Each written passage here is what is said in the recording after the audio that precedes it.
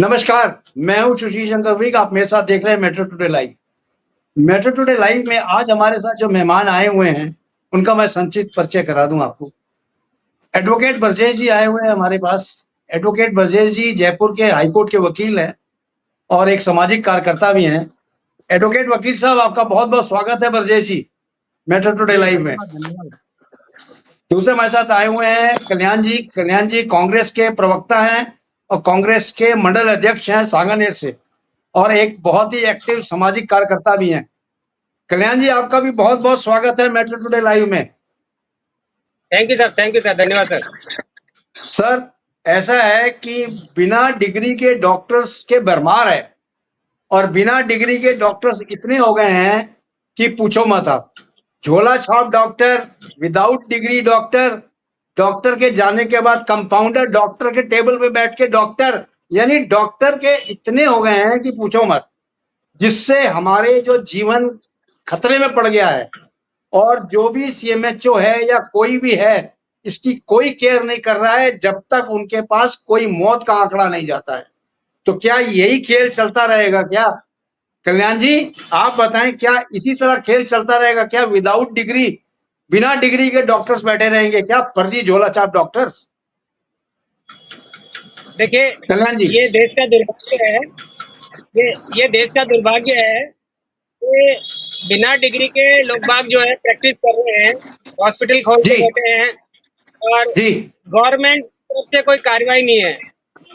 मेरा तो मानना यही है कि इनको कहीं न कहीं से गवर्नमेंट की संरक्षण है, गवर्नमेंट के नेताओं का संरक्षण है, या गवर्नमेंट के कुछ डॉक्टर्स का संरक्षण है, तो लोग बाग इसको बढ़ावा दे रहे हैं और जगह जगह पर बिना डिग्री की मेडिकल शॉप और बिना डिग्री के हॉस्पिटल या बिना डिग्री के क्लिनिक खोल के बैठे हुए हैं। तो एक कंपाउंडर है जो साधारण इंजेक्शन ठीक से नहीं लगा सकता, वो भी मेडिसिन और दवाइयाँ दे रहा है और दवाइयाँ लिख के दे रहा है कि भाई आप ये ले लीजिए, ये कर लीजिए। तो ये देश के लिए दुर्भाग्यपूर्ण है।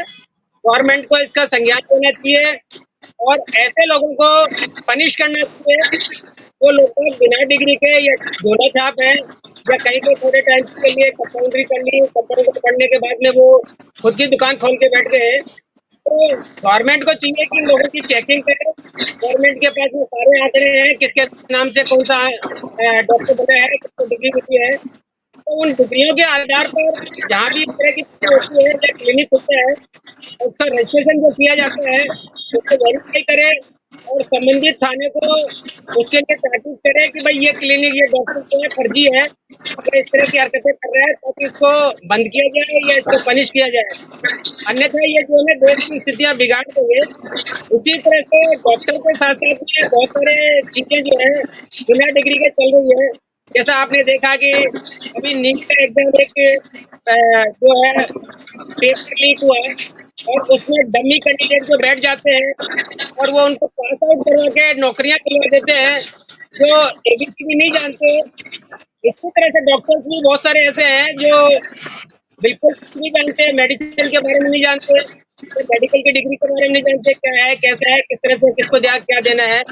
इंजेक्शन लगाना करना आना चाहिए, वह इंजेक्शन लगाना आ गया, कैंडिडेट बात आ गया, वही डॉक्टर की डिग्री लेके बैठ जाता है और क्लिनिक खोल के बैठ जाता है। तो ये ऐसा नहीं होना चाहिए और ये ठीक नहीं है लोगों के लिए भी, क्योंकि इसमें लोगों की सेहत से खिलवाड़ किया जाता है और डॉक्टर को भगवान का रूप मानते हैं। डॉक्टर दूसरा भगवान है, जीवन देने वाला है, और उसके नाम पर ये जीवन लेने वाले जो लोग फर्जी डॉक्टर झोला छाप के बैठे हैं, इनको कार्रवाई करे और इनकी क्लिनिक बंद करके इनको पनिश किया जाए। Over to you sir. ठीक है सर, 12वीं कक्षा करने के बाद कुछ ऐसे भी जगह है जहां पे डॉक्टर्स की डिग्री मिलती है, और इंडिया में नहीं, अब्रॉड भी डॉक्टर्स की डिग्री मिलती है। बाहर से भी लोग डिग्री लेके आते हैं एमबीबीएस की, और इंडिया में आके प्रैक्टिस करते हैं, जबकि इंडिया में आके उनको डायरेक्ट प्रैक्टिस का कोई भी लाइसेंस नहीं है। उनको वापस थ्रू एग्जामिनेशन आना पड़ता है। अगर वो पास करेंगे तो वो डिग्री कर सकते हैं प्रैक्टिस इंडिया में, अदरवाइज नहीं कर सकते हैं। ऐसी कई संस्थाएं हैं जो अब्रॉड से डिग्री एमबीबीएस की देते हैं, और आजकल के जो हमारे अभिभावक हैं वो चाहते हैं कि हमारा डॉक्टर इंजीनियर बने या डॉक्टर बने या इंजीनियर बने हमारा लड़का। तो इसके लिए वो सारा खेल हो रहा है, जिससे आम जनता की सेहत से खिलवाड़ हो रहा है। अभी कुछ दिन पहले की बात है, बस्सी में एक लड़की जो बहुत ज्यादा बीमार थी, वो गई इलाज कराने किसी ऐसे डॉक्टर के पास, जो डॉक्टर के पास कोई डिग्री नहीं थी। उस डॉक्टर ने कौन सा इंजेक्शन उसको लगा दिया, आधे घंटे के अंदर उसको सीसीएफ हो गया, यानी कार्डियक कंजेशन फेलियर हो गया, और लड़की वहीं पे डेथ हो गई। डॉक्टर वहां से बिल्कुल। भाग गया। डॉक्टर वहां से भागने के बाद पता नहीं कहां चला गया, लेकिन उस डॉक्टर को पुलिस वालों ने वापस ट्रेस आउट किया और पुलिस से कोई साठगांठ हो गई और वापस वो वहां से कॉम्प्रोमाइज किया। कॉम्प्रोमाइज करने के बाद आज भी वो प्रैक्टिस कर रहा है वो डॉक्टर। पता ये चला है कि उस डॉक्टर के ऊपर 3 इसी तरह के पहले भी केस हो चुके हैं। यानी पुलिस और डॉक्टर जो फर्जी हैं, इनका मिला जुला जो प्रक्रिया चल रही है वो गांव गांव में चल रही है। इसके ऊपर कैसे रोक लगाई जाए ब्रजेश जी, एडवोकेट साहब? बहुत बहुत धन्यवाद सर। और जी आपके चैनल के माध्यम से मैं सभी दर्शकों को भी नमस्कार करता हूँ। और आज जो बात चल रही है सर, कि बिना डिग्री के डॉक्टर की भरमार। लेकिन सर, जो व्यवस्था होती है, उस व्यवस्था में एक सामाजिक जीवन में, या हमारी जो इसमें स्टेट लगा लीजिए, जिला लगा लीजिए, कोई लेवल लगा लीजिए, हर लेवल पर डिमांड और सप्लाई, ये 2 मेथड अडॉप्ट किए जाते हैं। हालांकि ये जो शब्दावली है डिमांड और सप्लाई, ये इकोनॉमिक्स की है, लेकिन ये सब जगह फिट बैठती है। चाहे वो आपका फैक्ट्री का मामला हो, चाहे आपका स्पोर्ट्स का मामला हो, चाहे वो पुलिस का मामला हो, चाहे प्रशासन हो, चाहे डॉक्टर का हो। अब हम पर्टिकुलर डॉक्टर की बात पर आते हैं, डिमांड और सप्लाई का फॉर्मूला लेके। डिमांड और सप्लाई का फॉर्मूला का मतलब है कि हमारी डिमांड क्या है? पॉपुलेशन। सर्विस किसको देते हैं डॉक्टर? पॉपुलेशन को। तो कितनी पॉपुलेशन पर कितने डॉक्टर होने चाहिए, ये WHO ने 1993 में निर्धारित कर दिया। 1993 में WHO ने बोला हुआ है, वर्ल्ड हेल्थ ऑर्गेनाइजेशन ने, कि प्रति 1000 की जनसंख्या पर 1000 की जनसंख्या पर कम से कम एक डॉक्टर और 1.28 मतलब करीब सवा पैरा मेडिकल स्टाफ होना चाहिए। अर्थात जी जो मेडिकल लाइन के लोग हैं 1000 की जनसंख्या पर 2.28 होने चाहिए। जी लेकिन कॉन्ट्रेरी टू दैट, इसके विपरीत भारत में क्या है? अच्छा, भारत ने 1993 के वर्ल्ड हेल्थ ऑर्गेनाइजेशन के जो विजन डॉक्यूमेंट था, 1:1000 वाला जो रेशियो था, उसको हमारा मेडिकल काउंसिल ऑफ इंडिया जो हुआ करती थी, अभी पिछले 5-6 साल से उसका नाम NMC है, नेशनल मेडिकल काउंसिल।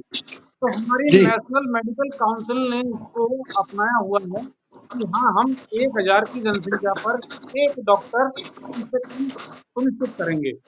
लेकिन उस 1000 की जनसंख्या पर एक डॉक्टर करने के लिए हमें 2031 तक वेट करना पड़ेगा। मेरी बात तो समझना सर, 2031 तक जाना पड़ेगा, ये हमारे मेडिकल काउंसिल ने बोला हुआ है भारत सरकार ने। अब राजस्थान की अगर हम बात करें, तो राजस्थान क्योंकि भारत का स्टेट है, और भारत सरकार के जो गाइडलाइन है, जो नियम कानून है, वो राजस्थान को भी फॉलो करने हैं।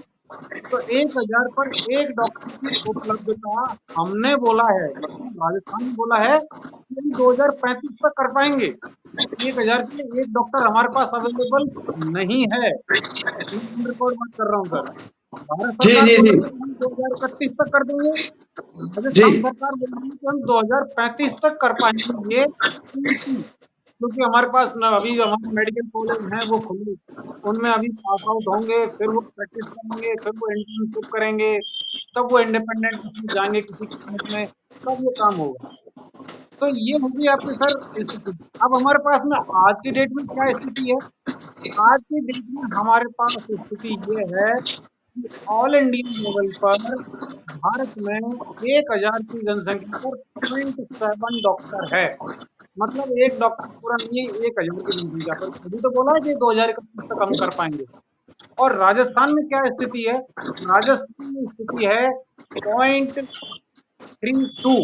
मतलब करीब करीब 1000 की जनसंख्या पर 0.3 डॉक्टर हैं। एक डॉक्टर नहीं है, करीब करीब 2/3 डॉक्टर और चाहिए हमारे लिए।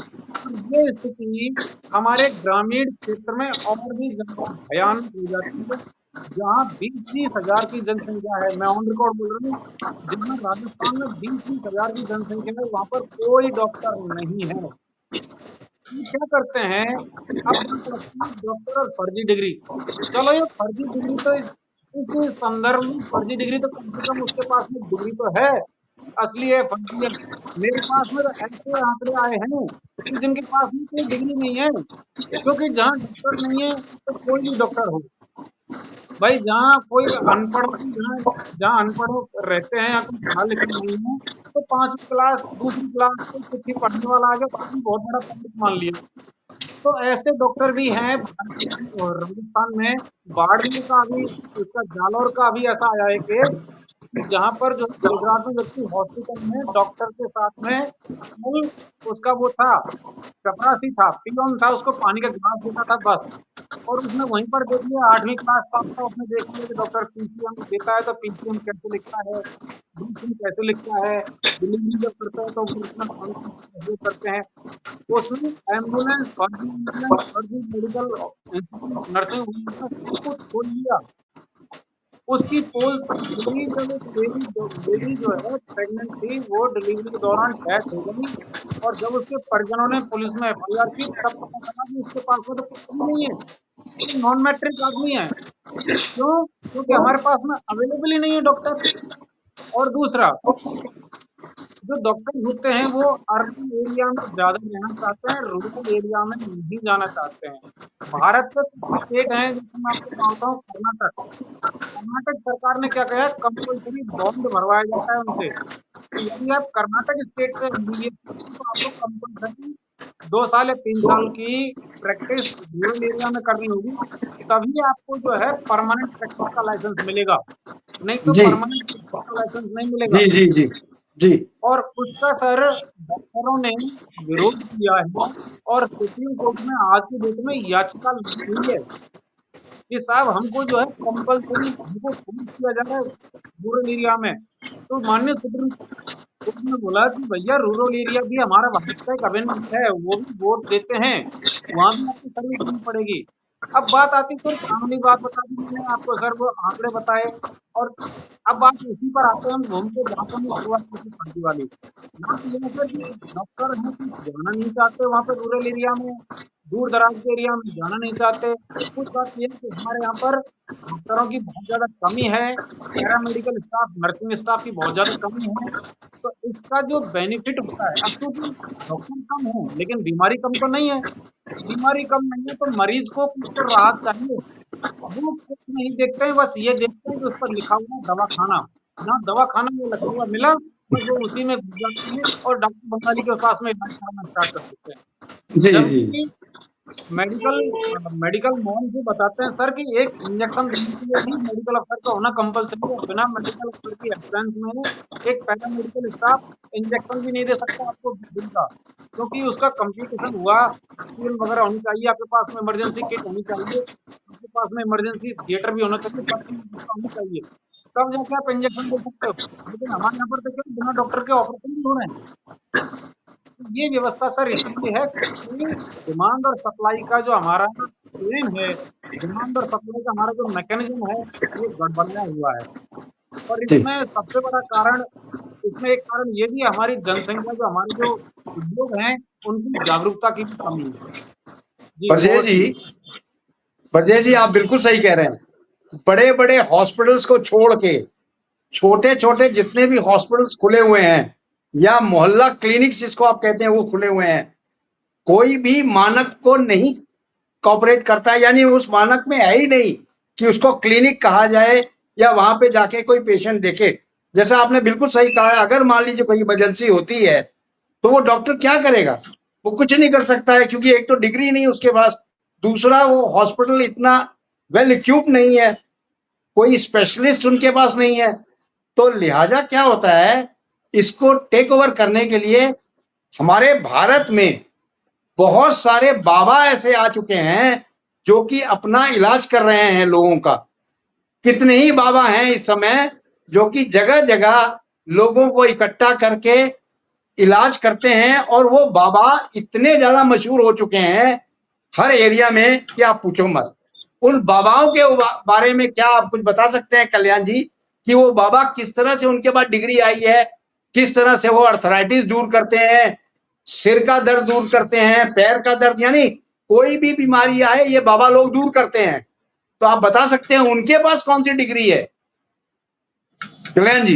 देखिए मैं हमको ब्रजेश जी की बात का समर्थन करूंगा कि डिमांड और प्रोडक्शन वाली चीज जो है ये जी। की आवश्यकता है। जो है हमारे यहाँ 140 करोड़ की पॉपुलेशन है, उसके मुकाबले जी। हमारे पास डॉक्टर बहुत कम है, और जो जी। भी डॉक्टर को स्पेशलिस्ट है या जो गोल्ड मेडलिस्ट डॉक्टर है उनको यहाँ पर इतनी फैसिलिटी या इतनी तनख्वाह नहीं मिलती, तो वो लोग बाद यहाँ से क्विट कर जाते हैं, विदेश में चले जाते हैं और विदेश में जाकर सेवाएं देते हैं, ज्यादा पैसा कमाते हैं।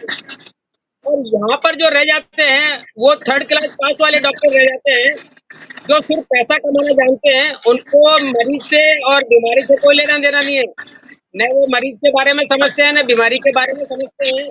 उनको तो ये है कि पैसा चाहिए। अब आजकल आप देखने में आ रहा है कि सब जगह इन्होंने एक गिरोह बना लिया है। एक डॉक्टर एक होता है स्पेशलिस्ट, जैसे कि जयपुर में एक स्पेशलिस्ट है, यूरोलॉजिस्ट है या नेफ्रोलॉजिस्ट है या जो भी है डॉक्टर, किडनी का है या हार्ट का है, एक स्पेशलिस्ट है। वो 50 हॉस्पिटलों में अपॉइंटेड होता है। जहाँ भी हॉस्पिटल में इस चीज की आवश्यकता होती है कि किसी ने कह दिया कि साहब इसको हार्ट की प्रॉब्लम है, तो सब डॉक्टर साहब को बुला रहे हैं और उसके नाम पर वो केस काटना चालू कर देते हैं पेशेंट की, जबकि उनके पास में कुछ नहीं होता है। डॉक्टर साहब से कहते हैं डॉक्टर साहब ये रिपोर्ट आई है, ये प्रॉब्लम है। डॉक्टर साहब पहले तो वहीं पे बैठे बैठे उनको सजेस्ट करते हैं कि आपको ये इंजेक्शन दे दीजिए और यूज कर दीजिए तो ठीक हो जाएगा। उसके बावजूद भी अगर मान लो कोई प्रॉब्लम होती है तो डॉक्टर के आने के 5-4 डॉक्टर हॉस्पिटल से चार्ज करता है, हॉस्पिटल वाले पेशेंट से 20,000 रुपए स्पेशलिस्ट के नाम पर चार्ज करते हैं कि साहब हमने बाहर से डॉक्टर को बुलाया था, ये स्पेशलिस्ट है। क्योंकि वहाँ पर जो डॉक्टर है वो अनपढ़ कह लो या अधूरे डॉक्टर कह लो या ये कह लो वो MBBS पास नहीं है या उनको बुद्धि नहीं है उनके पास में, वो झोला छाप है, मगर दूसरे के नाम से वो हॉस्पिटल चला रहे हैं। तो ये अभी देश में तरह जो बिजनेस हब बन गया है कि एक ही डॉक्टर 50 जगह जाकर अपनी सेवाएं देते हैं और हर हॉस्पिटल से 5,000-10,000 अकॉर्डिंग टू पेशेंट, जितने पेशेंट्स को अटेंड करते हैं उसके हिसाब से पैसा लिया जाता है, पेमेंट लिया जाता है और अपनी डिग्री तो अपना नाम उस हॉस्पिटल के आगे देता है, अपनी डिग्री लगा देता है कि मैं विदेश से आया हूँ, मेरी ये डिग्री है, मैं MBBS हूँ वो हूँ करके। और लोग उस झांसे में या उस फुलाव में वहाँ पर एडमिट होते हैं और अपना ट्रीटमेंट करवाते हैं, अपनी जेबें कटवाते हैं। तो ये बहुत लंबा चौड़ा एक खेल चल रहा है हमारे देश में। इसलिए डॉक्टर को भी इनको सरकारों को भी चाहिए, गवर्नमेंट को भी चाहिए कि जो डॉक्टर की टिकट लेना चाहता है तो डॉक्टर में एडमिशन लेता है तो उसको बाउंड करना चाहिए कि 5 साल में कहीं नहीं जाएगा। के बाद में वो चाहे गोल्ड मेडलिस्ट हो, चाहे स्पेशलिस्ट हो, चाहे कुछ भी हो, एक साल वो देश में कहीं से भी सेवा करेगा, गवर्नमेंट हॉस्पिटल में सेवा करेगा, प्राइवेट हॉस्पिटल नहीं खोलेगा, विदेश में नहीं जाएगा और इस तरह की हरकतें नहीं करेगा। तो उसके एक बॉन्ड बनवाना चाहिए। अगर वो बॉन्ड नहीं भरता है तो उसकी डिग्री को नहीं करना चाहिए। ऐसा अगर करेंगे तो मेरे हिसाब से शायद 16 डॉक्टर हिट करते हैं और हमारे लोगों को अच्छी फैसिलिटी और अच्छा ट्रीटमेंट मिल सकता है, अच्छा इलाज मिल सकता है। नहीं तो यहाँ पर जो है 10 गोल्ड मेडलिस्ट आते हैं, 10 में से 8 मेडलिस्ट गोल्ड मेडलिस्ट विदेश में चले जाते हैं, वो हमारे पास नहीं रह जाते हैं। वो रहकर वो हॉस्पिटल को सेवाएं देकर अपना पैसा बनाते हैं। तो एक तरह से एक बिजनेस चला रही है, सेवा नहीं कर रहे हैं। और हमारे यहाँ पॉपुलेशन ज्यादा है, कम है और फिर इसमें से बाहर चले जाते हैं। एक बहुत महत्वपूर्ण और एक सोचने वाला विषय है कि घर में ऑफिस लगाए और कुछ इस तरह के नियम बनाए जो भी डॉक्टर की डिग्री ले वो 4-5 5 साल यहाँ पर जहाँ पर उसने डिग्री अपनी करी है, जहाँ पर डिग्री रिसीव करी है उस क्षेत्र में या इंडिया में किसी भी गवर्नमेंट हॉस्पिटल में अपनी जी जी सेवाएं उठे, उसके बाद में वो बोले कि अपना अलग से करे वो चीज है। जी जी जी जी ब्रजेश जी, कितने ही इस समय डॉक्टर्स हैं वो जो प्रैक्टिस कर रहे हैं इलीगल तो है ही है। सीएमएचओ वगैरह इस पे कोई छापे नहीं मार रहे या कुछ नहीं कर रहे हैं। जब तक उनके पास कोई केस बिगड़ा हुआ नहीं आता है या जब तक कोई शिकायत नहीं करता है, ये लोग कोई उन पे कार्रवाई नहीं करते हैं। दूसरा, जितने भी यहाँ पे इंडिया में बाबाओं की इस समय भरमार है, जिस तरफ देखिए उस तरफ बाबा ही बाबा हैं, और बाबा लोग इतना बढ़िया इलाज कर रहे हैं कि डायबिटीज से लेके कैंसर से लेके कोई भी बड़ी से बड़ी बीमारी हो वो सबका इलाज है उनके पास। एक फूंक मार के इलाज कर देते हैं, पट्टी मार के इलाज कर देते हैं और दूर से ही इलाज कर देते हैं। तो ऐसे बाबाओं को ही डिग्री दे दी जानी चाहिए ना कि आप इलाज कर रहे हो, हजारों हजारों में वो इलाज करते हैं, जबकि डॉक्टर दिन भर में 25 30 60 70 80 पेशेंट देखता है। वो तो हजारों का इलाज कर रहे हैं और सब मिक्स इलाज करते हैं। तो इन बाबाओं के बारे में क्या आपकी राय है ब्रजेश जी? सर एक्चुअली फिर मैं लौट के मेरे उस बिंदु पर आऊंगा, इनमें फॉल्ट बाबाओं का केवल बाबाओं का नहीं है, इसमें कमी सबसे बड़ी शासन की है, सरकार की है। इसलिए मैं थोड़ा सा मैं बैकग्राउंड में फिर जाना चाहता हूँ। अभी मैंने आपको बताया कि 1993 में वर्ल्ड हेल्थ ऑर्गेनाइजेशन ने कहा था कि डॉक्टर इतने होने चाहिए, 1,000 की जनसंख्या पर एक डॉक्टर होना चाहिए। क्योंकि क्या है कि हमारे यहाँ पर जैसे श्रीमान कल्याण जी ने बताया था, और सही बात भी है कि हमारे यहाँ पर डॉक्टर जो है ना, इनका भारत से ब्रेन ड्रेन हो रहा है, ब्रेन ड्रेन हो रहा है भारत से, और ड्रेनेज के थ्रू कहीं जाता है फॉरेन में चला जाता है। तो यहाँ पर जो है डॉक्टर्स की वैसे भी थोड़ी कमी रह जाती है। अब इसको 1993 वाले जो वर्ल्ड जो WHO की जो गाइडलाइन थी उसके लिए भारत सरकार ने 2011 में एक कानून बनाया। उस कानून के अनुसार पूरे भारतवर्ष में ये कहा कि जो केंद्रीय कर्मचारी, हालांकि वो केंद्रीय कर्मचारी के लिए था लेकिन वो सबके लिए एप्लीकेबल है।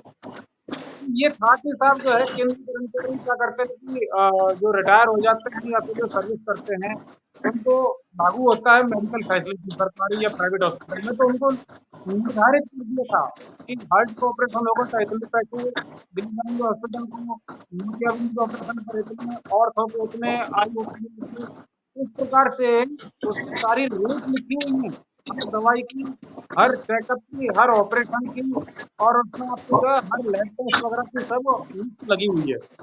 अब 2011 में ये कानून बनाया था, तो क्या हुआ कि सर अगर ये कर्मचारी के लिए एप्लीकेबल है तो आम जनता के लिए भी एप्लीकेबल होना चाहिए। जैसे एक कैटरैक्ट की जो रेट निर्धारित की है केंद्र सरकार ने, वो 18,000 रुपये निर्धारित किए थे। अब वही कैटरेक्ट का ऑपरेशन प्राइवेट व्यक्ति, अगर कोई गरीब आदमी है चाहे कैसा भी हो है, अगर वो प्राइवेट हॉस्पिटल में जाता है, क्योंकि सरकारी हॉस्पिटल में अवेलेबल नहीं संसाधन, इतने डॉक्टर नहीं है, तो क्या करें प्राइवेट में जाएंगे, तो वही 18,000 का कैटरेक्ट का ऑपरेशन 1.25 लाख रुपए में पड़ता है। अब आप सोचिए सर कि 1.25 लाख रुपए एक गरीब आदमी कहाँ से लेके आएगा? तो क्या करता है बेचारा, वो हॉस्पिटल में ना जाके मोतियाबिंद जैसी बीमारी के लिए आंखों का एक ट्यूब डलवा लेता है, दवाई बोले हाँ इससे काम चल जाएगा, मेरा 2 महीने काम चल जाएगा, तो वो बाबा जो है इस काम को कर देता है। सेम ऐसे भी आपके जो है दूसरी जो प्रॉब्लम है, कैंसर वैंसर आपने जो बताया, ऑर्थो की प्रॉब्लम्स हैं, आपकी जो है साइकोलॉजिकल प्रॉब्लम है, आपकी ब्रेन की प्रॉब्लम है, उसमें जो है ये आ गया, भूत आ गया, फलाना आ गया, ढमका आ गया, ये इसीलिए होते हैं कि पैसे की कमी के कारण। अब इसमें सरकार की ये कमी है कि 2011 में जो कानून बनाया वो कानून केवल कागजों में रखा अभी तक, तो गजट में नोटिफिकेशन क्यों नहीं की है सरकार?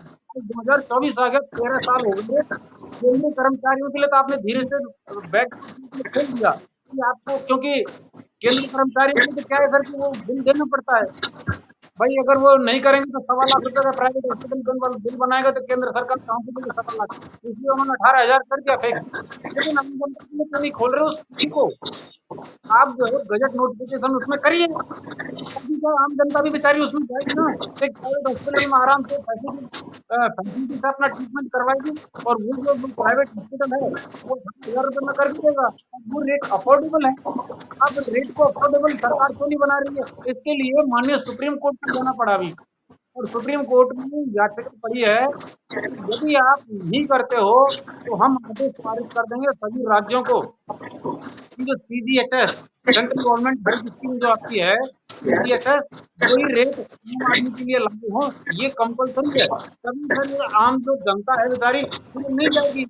मान लीजिए कोई अब हमको दवाई 10 रुपए में मिल रही है तो हम तो वो उससे डिस्पेंसरी से ले लेंगे। उस डिस्पेंसरी में दवाई आपको 150 रुपए की मिल रही है, बाहर जो बाबा 10 रुपए में इलाज कर रहा हूँ तो मैं 10 रुपए में दूंगा सर, क्योंकि मैं मजबूर हूँ, मैं गरीब हूँ बेचारा। भाई भारत में जो एक शिक्षा की कमी, पैसे की कमी, संसाधनों की कमी है हमारे पास में, आम जनता के पास में, और गरीब लोग हैं, बेरोजगार हैं, तो वो इसलिए होते हैं। सरकार अगर इस काम को कर दे तो फिर क्यों जाएंगे?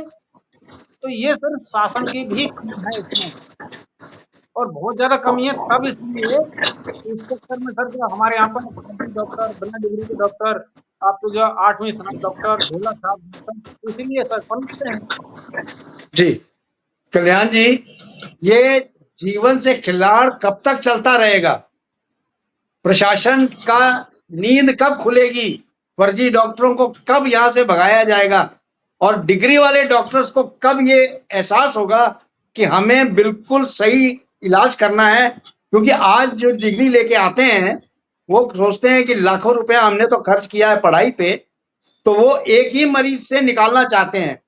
तो ये भी कंट्रोल होना चाहिए, क्योंकि पढ़े लिखे जो डॉक्टर हैं वो अपना पैसा निकालने के लिए एक दो मरीज से ही सोचते हैं पूरा पैसा निकल जाए। तो ये सारा कैसे कोऑर्डिनेट हो, क्योंकि ये बहुत जरूरी है, नहीं तो देश बहुत बुरे नुकसान में जाएगा। क्यों? क्योंकि बीमार हर आदमी होता है, हर इंसान बीमार होगा, मौसमी बीमारी होगी, हर चीज होगी, और अगर इसको कंट्रोल डॉक्टर्स नहीं करेंगे तो कौन करेगा? कल्याण जी। जी जी, मैं आपकी बात से बिल्कुल सहमत हूँ कि जो पढ़ा लिखा डॉक्टर है या स्पेशलिस्ट डॉक्टर है वो एक ही पेशेंट से सारा पैसा या सारा खर्चा निकालना चाहते हैं, और इसकी वजह से भी लोग बाग जो है बाबाओं की ओर डाइवर्ट होते हैं। बाबाओं के पास इलाज जी। करवाने का रीजन भी एक ये कारण यही है। अन्यथा ये है, अगर इलाज अगर सही तरीके से हो और बजट में हो तो बाबाओं की तरफ कोई डाइवर्ट नहीं हो। बाबाओं की तरफ जाने का सबसे बड़ा मैं इसी को मानता हूँ, क्योंकि जो बाबा लोग हैं, झोला साहब डॉक्टर है या साधु संत है, क्योंकि हमारे यहाँ जो है आयुर्वेदिक में कुछ इस तरह के मेडिसिन या कुछ इस तरह के शास्त्र भी होते हैं जो पढ़ लेने पर आदमी जनरल बीमारियों का इलाज कर सकता है। क्योंकि हमारे यहाँ जैसे होता है कि वात, पित्त और कफ सिर्फ 3 बीमारियों का इलाज माना जाता है, तो 3 ही बीमारियां होती है। अगर मान लो आदमी अगर उसमें थोड़ा एक्सपर्ट होता है, बाबा लोग जैसे योग वगैरह करते हैं या कुछ मेडिसिन जड़ी बूटियों के बारे में जानते हैं और उनसे कंट्रोल भी होता है, तो बाबा लोग तरफ इसीलिए डाइवर्ट होते हैं। क्योंकि जो जनरल बीमारियां होती है, तो किसी को बीपी हो गया, किसी को शुगर हो गया, किसी को हार्ट में प्रॉब्लम हो गई या किसी को टीबी हो गई, तो ये नॉर्मल बीमारियां होती है जो एक जनरल मेडिसिन से या जनरल क्रिया से ठीक हो जाती है। मतलब एक आदमी को ठीक हो जाती है तो दूसरा लोग भी बहुत पब्लिसिटी के थ्रू बाबाओं का प्रचार होता है, इसीलिए बाबाओं की टाइम लगती है। तो बहुत बड़े जैसे मान लो कि हार्ट ऑपरेशन करना है या कैंसर को इलाज करना है, कैंसर का इलाज करना है, तो संभव नहीं है तो बाबा लोग बाग इसका इलाज करते थे। तो ये बेहतर बीमारियां हैं, हार्ट वाली है, कैंसर की है या फिर और कोई प्रॉब्लम है लंग से रिलेटेड है, तो ये बीमारियां 10% है। बाकी 90% बीमारियां ऐसी हैं जो साइकोलॉजिकल और कम पैसे में बाबा लोग थोड़ी देर के लिए नींद दे देते हैं कि ये चूर्ण ले जाओ, ये नीम की पत्तियां ले जाओ, आप ये और ये कर लो, आप इसको मिक्स करके सवेरे खा लेना, शॉर्ट की खा के ले लेना, मेथी की खा के ले लेना, तो उनको रिलीफ होता है। क्योंकि वात से जो प्रॉब्लम क्रिएट होती है, गैस से जिसे कहते हैं गैस से जो प्रॉब्लम क्रिएट होती है, तो हम आजकल बहुत ज्यादा चाय पी रहे हैं, तो आप चाय कम कर दो, आप सवेरे सवेरे सूप की खा के लो, तो पेट को रिलैक्सन मिलता है, वो लगता है कि नहीं बाबा ने ट्रीटमेंट कर दिया, तो दूसरे आदमी को उधर डाइवर्ट करता है। और इसलिए बाबाओं के पास या थोड़ा सा लोगों के पास लगती है और वो लोग पैसे में उनका इलाज कर रहे हैं, इसलिए लोग जा रहे हैं। और हमारे जितने भी पढ़े लिखे डॉक्टर है वो करोड़ों रुपए खर्च करके डिग्री लेते हैं और वो ये कहते हैं कि हम ये करोड़ों रुपए को आज 2 साल में चोरी कर ले, उसके बाद में ऐसा कुछ करना है, पेटेंट को फिर किसी तरह से करते हैं। इसलिए आदमी किसी के सक्षम नहीं होने की वजह से भी ऐसे डॉक्टरों के पास सलाह लेने नहीं जाता, और जब तक उसको मेजर बीमारी नहीं होती तब तक वो किसी अच्छे डॉक्टर के पास नहीं जाता। झाड़ फूक वाले जी जी बाबा जी के पास डायरेक्ट होता है, या ये कि झाड़ फूक से या डोरा बनवा लिया, ताबीज बनवा लिया, या सौंठ की फांसी ले ली, या खून की फांसी ले ली, या पीपल के पत्ते खा लिए, पीपल के पत्ते खा लिए, तो उसको थोड़ा रिलीफ मिल सकता है।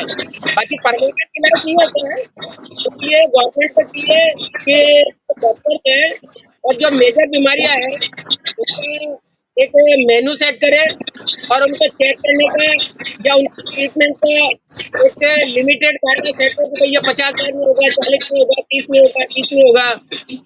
जी और नॉर्मल आदमी को गैस्ट्रिक प्रॉब्लम होती है और जाता है और उसको कहते हैं आपको हार्ट प्रॉब्लम है, 90% आपकी नसें ब्लॉकेज हो चुकी है, आपको छल्ले ठीक डलेंगे, ठीक तो घबरा देते हैं। और ठीक वो छल्ले 20,000 के आते हैं, 10,000 के आते हैं, 10,000 के आते हैं, और उससे ठीक लाख रुपए भी अगर वो लेते हैं वो बेचारा मजबूर होता ठीक है। है तो डॉक्टर जो है थल्ले नहीं डाल सकता है, तो वो मजबूर होता है कि ठीक ठीक है मुझे लाख रुपए देने पड़ रहे हैं भाई, दो तो लाख रुपए देता है। ठीक जबकि है उसका इलाज जो है गवर्नमेंट चाहे ठीक तो उसको 10,000, 20,000, 25,000 रुपए में एक तरह से शुरू कर सकती है कि अगर थल्ले डलेंगे तो ठीक 20,000 रुपए लगेंगे, अगर आपके बाईपास होगा तो इसके 50,000 लगेंगे, और इसमें किस तरह ठीक के इंस्ट्रूमेंट और किस तरह के आपको थल्ले डलेंगे, तो ये गवर्नमेंट चाहे तो कर सकती है। इसमें गवर्नमेंट की इच्छा होनी चाहिए, साथ में जो राइट मेडिकल डिपार्टमेंट है उनकी भी इच्छा होनी ठीक चाहिए। तो अकेला आदमी कुछ नहीं कर सकता है, और इसमें गवर्नमेंट प्लस ये है कि पब्लिक दोनों का सहयोग राइट अति आवश्यक है। राइट सर वो तो इस है। राइट सर टाइम मेरे पास इतना ही था आप लोग का बहुत बहुत धन्यवाद और thank you very much channel पे आने के लिए और 140 करोड़ जनता को आपने आगाह कर दिया है कि डॉक्टर्स जो हैं वो डिग्री वाले डॉक्टर्स के पास पेशेंट्स जाएं न कि बिना डिग्री के जो है डॉक्टर्स बैठे हुए हैं उनके पास जाएं क्योंकि अगर जाते हैं तो जान माल दोनों का खतरा है बिना डिग्री वालों के पास और डिग्री वालों के पास जाएंगे खतरा तो वहां भी है लेकिन मिनिमाइज है खतरा वहां पे तो आप लोग का बहुत बहुत धन्यवाद थैंक यू वेरी मच जय हिंद Thank you, sir. जय भारत जय भारत सर। जय हिंद।